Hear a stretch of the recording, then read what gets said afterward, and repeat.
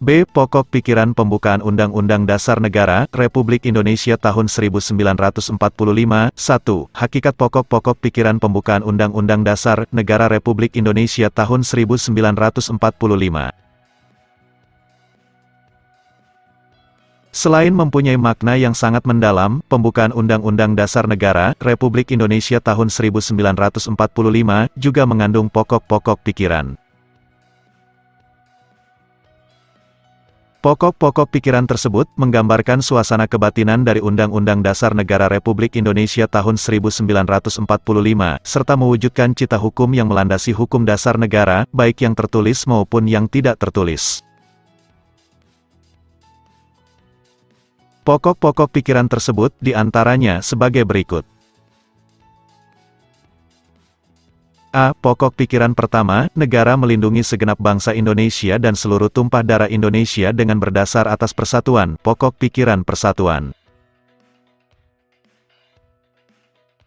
Pokok pikiran ini menegaskan bahwa, dalam pembukaan UUD Negara Republik Indonesia tahun 1945, diterima aliran negara persatuan, negara yang melindungi dan meliputi segenap bangsa dan seluruh wilayahnya. Dengan demikian, negara mengatasi segala macam paham golongan dan paham individualistis. Negara menurut pengertian pembukaan Undang-Undang Dasar Negara Republik Indonesia tahun 1945, menghendaki persatuan, dengan kata lain, penyelenggara negara dan setiap warga negara wajib mengutamakan kepentingan negara di atas kepentingan golongan atau individu. B. Pokok pikiran kedua, negara hendak mewujudkan keadilan sosial bagi seluruh rakyat Indonesia. Pokok pikiran keadilan sosial.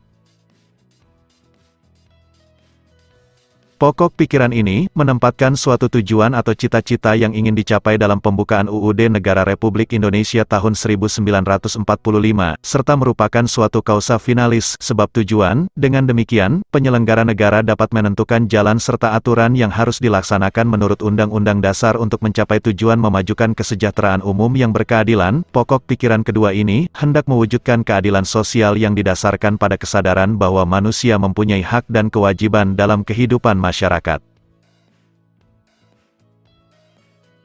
C. Pokok pikiran ketiga, negara yang berkedaulatan rakyat, berdasarkan atas kerakyatan dan permusyawaratan, perwakilan. Pokok pikiran kedaulatan rakyat.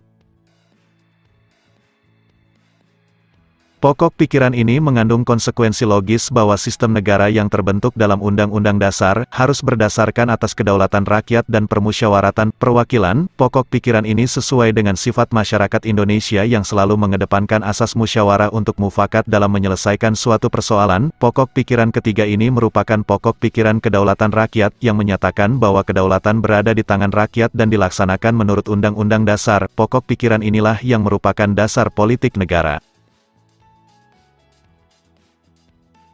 D. Pokok pikiran keempat, negara berdasarkan atas ketuhanan yang Maha Esa, menurut dasar kemanusiaan yang adil dan beradab. Pokok pikiran ketuhanan.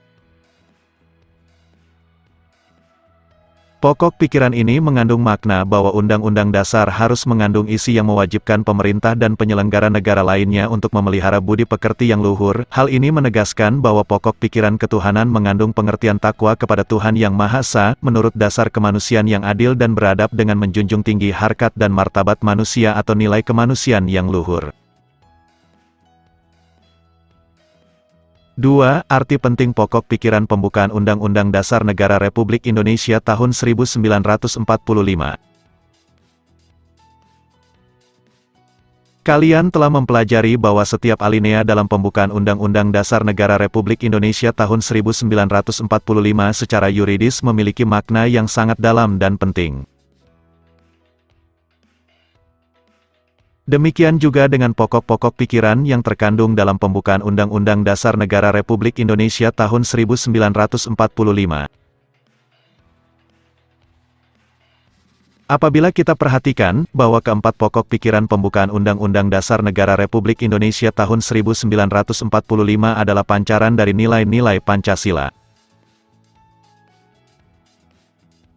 Kemudian penjelasan Undang-Undang Dasar Negara Republik Indonesia tahun 1945 sebelum amandemen menegaskan bahwa pokok-pokok pikiran tersebut meliputi suasana kebatinan dari Undang-Undang Dasar Negara Indonesia. Pokok-pokok pikiran ini mewujudkan cita-cita hukum, reside, yang menguasai hukum dasar negara, baik hukum yang tertulis, Undang-Undang Dasar, maupun hukum yang tidak tertulis. Undang-Undang Dasar menciptakan pokok-pokok pikiran ini dalam pasal-pasalnya.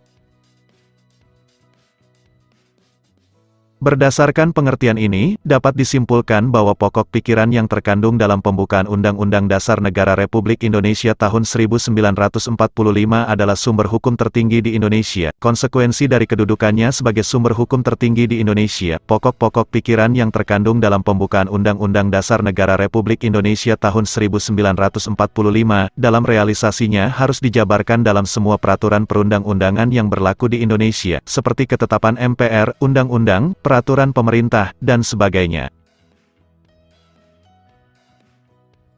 Dengan demikian, seluruh peraturan perundang-undangan di Indonesia harus bersumber pada pembukaan Undang-Undang Dasar Negara Republik Indonesia tahun 1945 yang di dalamnya terkandung asas kerohanian negara, yaitu Pancasila.